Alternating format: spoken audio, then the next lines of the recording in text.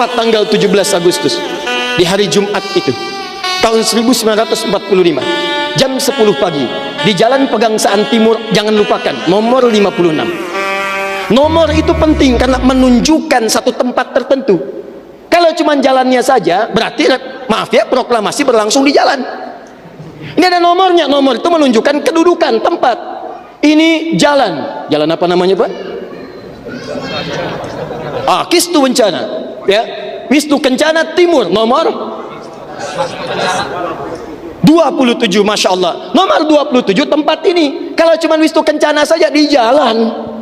Pertanyaan saya, kenapa tidak pernah dijelaskan dalam buku sejarah siapa yang punya rumah tempat yang nomor 56 itu? Jalan Pegangsaan Timur nomor 56. Rumah siapa nomor 56 itu?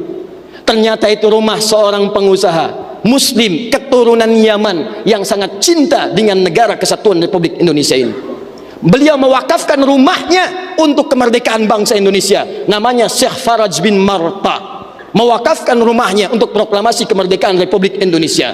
Insinyur Soekarno datang ke situ dalam keadaan masih lemas, ada kemudian penyakit dalam tubuhnya, maka diberikan oleh beliau madu Yaman di malam harinya.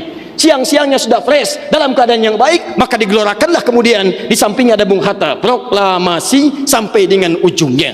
Teman-teman, proklamasi 17 Agustus tahun 1945 itu memiliki saham yang kuat dari pertemuan-pertemuan dan perjuangan para ulama. Karena itulah teriakan takbir yang digelorakan oleh Bung Tomo dari Surabaya itu, Allahu Akbar, Allahu Akbar. Terjemahan takbir itu kalau diterjemahkan dalam bahasa Indonesia adalah Allah yang maha besar, Allah yang maha kuasa. Kalimat Allah yang maha kuasa itu negara kesatuan Republik Indonesia mengapresiasi dan menanamkan dalam undang-undangnya. Baca pembukaan undang-undang dasar.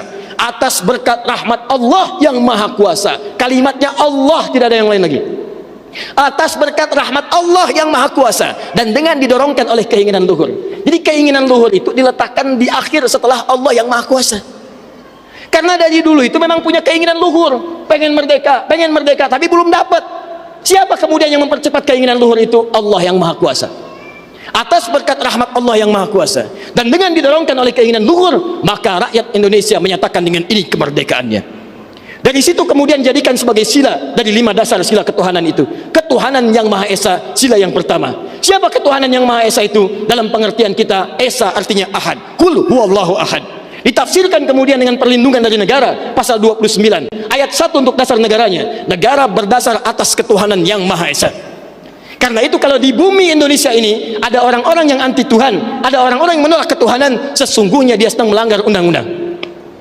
Dan pasal 29 ayat 2-nya, negara menjamin kita untuk menerapkan nilai-nilai ketuhanan dalam bentuk ibadah. Perhatikan bacaannya. Negara menjamin kemerdekaan tiap-tiap penduduk untuk memeluk agamanya masing-masing dan beribadah menurut agama dan kepercayaannya itu. Bagi kita pengajian adalah ibadah, salat adalah ibadah, zakat adalah ibadah, taklim seperti ini adalah ibadah. Jadi taklim pun dilindungi oleh undang-undang, taklim pun didukung oleh negara, dan kalimat takbir pun itu adalah kalimat takbir yang tertuliskan dalam undang-undang dasar kita.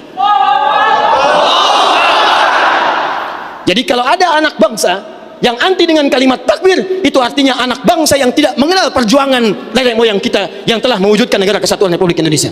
Takbir.